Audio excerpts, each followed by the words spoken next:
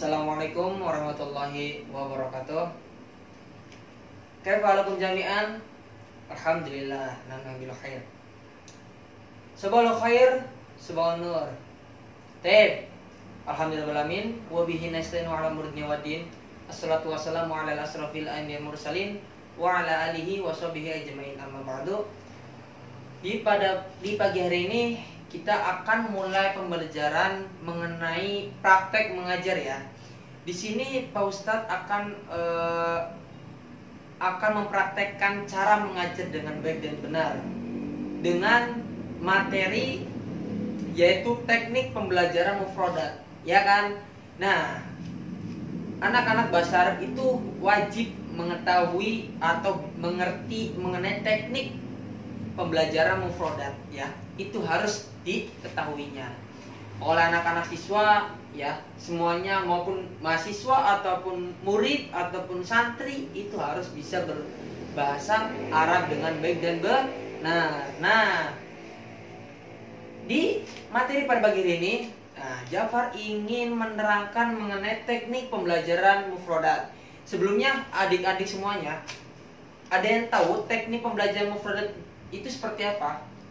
Coba, kalau ada yang tahu angkat tangannya terlebih dahulu. Ada yang tahu? Belum? Oke. Nah, di sini Pak Ustadz pun melihat adik-adik itu sepertinya ada kekurangan ya. Sebelum kita mulai pendahuluan mengenai mengenai mata pelajaran ini, Ustadz akan mengabsen terlebih dahulu ya. Man yudkar ismuhu fayakul hadir wa hadirah. Alfian Fatur Rahman, Royan, Rizky Saputro, Jafar Arif Nur Rahmat, Gina Aulia Segaf, Nahnia Fitri Nur Hasanah, Ahmad Sauki, Kafi. Oke, baik, syukron. Nah, teman-teman, tadi Ustadz udah bertanya kepada kalian, ada yang paham mengenai teknik pembelajaran mufradat? Ada yang paham? Bisa angkat tangannya sebelum kita mulai pembelajaran pada pagi hari ini. Ada yang tahu? Nggak ada? Oke ya. Di sini saya akan menerangkan mengenai teknik pembelajaran mufradat. Nah, tekniknya seperti apa? Pasti berpikir dong, wah, kenapa sih kita harus mengetahui teknik pembelajaran mufradat? Karena kita mahasiswa bahasa Arab ataupun mada ya, bahasanya ya, itu santri harus bisa berbahasa Arab ya kan, harus bisa berkata kosakata sama muridnya, itu harus ya kan. Nah, di sini saya akan mempraktekkan mengajar dengan baik dan benar tentang teknik pembelajaran mufradat. Nah, di sini ada hakikatnya teman-teman ya. Hakikatnya itu mufradat adalah jumlah kata atau kumpulan yang diketahui seseorang. Ya, mufradat adalah jumlah kata atau kumpulan yang diketahui seseorang. Jadi sebuah kata-kata yang diketahui oleh seseorang, mufradat itu. Ya, terus posisi mufradat dalam sistem bahasa Arab tidak hanya terkait dengan makna kata per kata. Jadi mufradat itu tidak dikaitkan dengan kata per kata, ya kan? Tetapi berkaitan jumlah dengan ragam dan variasi bentuk mufradat yang secara gramatika mempunyai kegunaan masing-masing. Nah, di sini hakikat mufradat itu sejumlah kata atau kumpulan kata yang diketahui oleh seseorang. Misalkan ya teman-teman ya, misalkan ya, maaf ini Jafar nggak ada saburo. Saburo itu papan tulis ya kan. Yang pertama itu kita ada saburo di sini. Kalau kelas 1 kan kita harus menjelaskan seperti kelas 1 apa itu saburo, kan nggak ada yang tahu. Papan tulis itu apa ya kan, kita jelaskan teman-teman. Ada saburo, misalkan inilah papan tulis ya kan. Nah, terus ini ada misal lagi. Maaf, ini kan kolamun, cuman saya akan memisahkan ini itu miklamatun, biar seperti spidol. Nah, misalkan ada miklamatun. Nah, inilah spidol. Gunanya sebenarnya buat apa? Buat menulis di saburoton. Ya, saburoton. Saburoton itu namanya papan tulis. Nah, sebilo itu digunakan untuk menulis di papan tulis. Itu yang simbol-simbolnya dulu, kata per kata, ya kan, sekumpulan kata seorang yang diketahuinya. Misalkan, habis itu ada hada qalamun. Ya, kita kembalikan lagi ke pulpen. Ini ada apa? Pulpen. Dan di sini ada kitab atau korosatun. Korosatun itu buku tulis. Kalau kitab itu kitabun, ya kan? Nah, seperti itu. Jadi kata-kata yang ya sekiranya dekat biar anak-anak tahu tentang apa. Nah, itu seperti itu ya teman-teman ya. Jadi kata per kata gitu loh, ya kan? Misalkan kayak ada sutroh, ya kan? Sutroh itu jas. Nah, atau enggak hada libasun. Libas itu baju. Nah, seperti itu ya. Posisi mufradat dalam sistem bahasa Arab tidak hanya terkait dengan makna dan kata per kata. Jadi posisi mufrad itu tidak terkait dengan kata per kata teman-teman ya, tetapi berkaitan juga dengan ragam dan variasi. Banyak kan variasi mufradat seperti apa? Variasinya misalkan ada saya menonton televisi. Nah, itu kan ada mufradnya. Nah, digabungkan menjadi kosakata. Seperti itu teman-teman ya. Nah, bentuk mufradat yang secara gramatika mempunyai kegunaan masing-masing.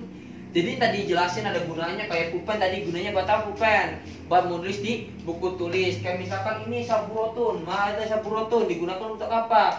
Nah, saburotun itu untuk menulis pas guru menerangkan pelajaran itu. Ya. Nah, terus di sini ada tujuannya teman-teman ya. Tujuannya itu yang pertama mengenalkan kosakata baru baik dalam teks tertulis qiraah. Nah, maupun dalam wacana lisan istima. Tujuannya itu mengenalkan kosakata baru baik dalam teks kosakata yang baru. Misalkan hari ini kita akan menerangkan mengenai al-adawatu mudaris. Al-adawatu madrasah, alat-alat sekolahan. Ya, apa itu? Ya, kita ditulis, ya kan? Ditulis di qiraah, ada di tertulis dan ada pakai lisan. Pakai lisan itu kita berkata misalkan ada watul madrasah saburatun korosatun miklamatun misludalik ogordalika. Kita berkata dan murid itu istimak mendengarkan apa yang ustadz atau apa yang guru itu terangkan itu ya. Terus juga ada qiraah. Jadi anak itu berbicara qiraah mengenai mufradat yang baru tadi. Nah, itu ya. Terus ada lagi melatih siswa untuk menghafalkan mufradat dengan baik dan benar. Nah, tujuannya itu. Jadi setiap hari, kalau dulu di pondok saya itu setiap hari kita dibagi mufradat. Misalkan mengenai tentang kalau kelas 1 mengenai tentang alat-alat dulu, benda-benda terlebih dahulu. Kayak tadi kan, misalkan hidaun, ya kan? Kalau nggak hidaun, naklun, ya sohnun. Nah, itu ya yang itu dulu. Jadi murid itu atau enggak guru itu atau enggak siswa itu berbicara berdua. Berbicara atau enggak menghafal, biar menghafal terus-terusan biar lancar itu, biar benar, biar kata-katanya itu benar, seperti itu ya. Nah, itu. Jadi kita harus melatih sama teman juga. Ya, mufradat baru biar nggak lupa, biar ingat ini ya. Oh, sohnun tuh gunanya buat apa tadi? Misalkan itu kan oh iya, hidaun gunanya buat apa tadi? Nah, seperti itu. Nah, itu ya. Terus ada lagi melatih siswa untuk menggunakan kosakata terbaru dengan kalimat sempurna dan kontekstual. Tujuannya melatih siswa untuk menggunakan kosakata tersebut dengan kalimat sempurna dan kontekstual. Jadi siswa itu digunakan untuk kosakata yang tadi. Misalkan kayak tadi yang tentang adawatu mudaris, adawatu madrasah, dia berbicara dengan baik. Misalkan ana akhuddu al qalamun au al miqlamatun alal maktabi. Nah, kan maktab itu ada watul madrasah. Saya mengambil kolam atau spidol di atas meja saya. Nah, contohnya. Jadi seperti itu. Ini tujuannya tuh gitu, biar siswa itu bisa berbicara dengan baik. Jadi selain kita selain kita itu memberikan mufradat kepada muridnya atau kepada santrinya, tapi kita harus mempraktekkan biar dia paham juga ya. Terus indikator penguasaan ya teman-teman. Yang pertama, siswa mampu memahami makna mufradat ketika mendengarkan atau membacanya. Oke, yang sebelah kanan, jangan tidur. Yang setengah jangan berbicara sendiri, dengarkan ya. Nanti setelah materi ini, kalian semuanya dua orang per kelompok, satu baris ini, tengah dan ini kita maju. Ya, berbicara mengenai mufradat ya. Jangan lupa dengarkan makanya. Pas Ustadz ngomong tuh dengarkan, oke? Yang sebelah kanan jangan tidur, jangan canda sendiri ya. Oke. Indikator penguasaan itu yang pertama, siswa mampu memahami makna mufradat ketika mendengarkan atau membacanya. Nah itu, siswa itu harus paham mengenai mufradat pada pagi hari ini, gitulah. Ya terus ya, siswa mampu mengucapkan mufradat dengan baik. Siswa mampu mengucapkan mufradat dengan baik, ya kan? Dengan baik dan benar jika menggunakan dalam percakapan. Dalam percakapan sama muridnya, dalam percakapan sama gurunya, dalam percakapan sama kakak kelasnya, dalam percakapan sama orang tuanya, sama ustadznya. Nah itu. Ya, terus siswa mampu menulis mufradat tersebut dengan baik dan benar. Jadi siswa juga, walaupun kita belajar mendengarkan, apa kita harus bisa, siswa itu wajib untuk bisa menulis mufradat. Ya, seperti imla lah. Jadi murid itu siswa itu harus bisa menulis. Jangan cuma menghafalkan doang, jangan cuma berbicara, tapi bisa harus menulis. Gitu ya. Itu indikator penguasaannya teman-teman. Oke, lanjut ya. Terus di sini ada teknik pembelajaran mufradat, teman-teman. Ada tekniknya, teknik pembelajaran mufradat. Nah, yang pertama itu ada kontekstual. Yang pertama ya teman-teman. Yang kedua ada gerakan. Misalkan kita menjelaskan tentang mufradat, kita jangan memberikan makna dulu. Kita tuh seperti menerangkan. Pertama pakai bahasa Arab, pakai lisan kita. Kalau nggak bisa kita pakai gerakan, biar dia paham gerakan kita. Ya dibilang seperti apa ya? Ya samar-samar lah, biar oh dia tebakan seperti ini gitu loh.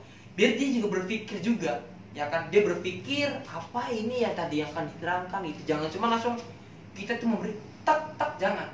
Jadi kita diberi samaran terlebih dahulu biar dia saking paham. Gambaran.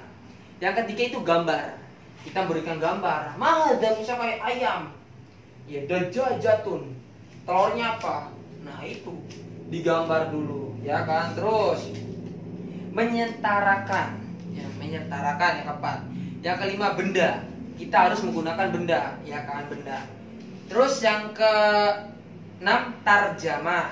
Yang ke-7 definisi. Ya, definisi. Yang ke-8 antonim.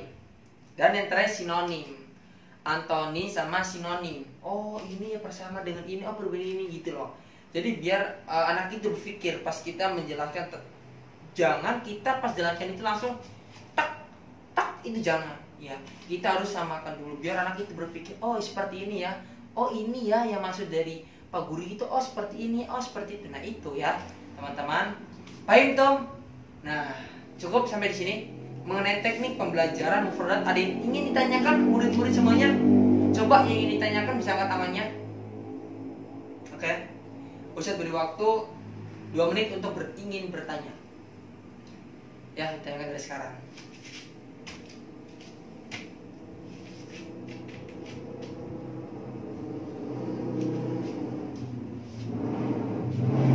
Ada yang ingin ditanyakan? Kalau tidak ada dicukupkan sampai di sini. Jangan lupa nanti setelah ini kita maju dua kelompok. Jadi 3 kelompok 2 orang perwakilan untuk maju depan untuk berbicara mengenai mufradat dan kosakata. Oke?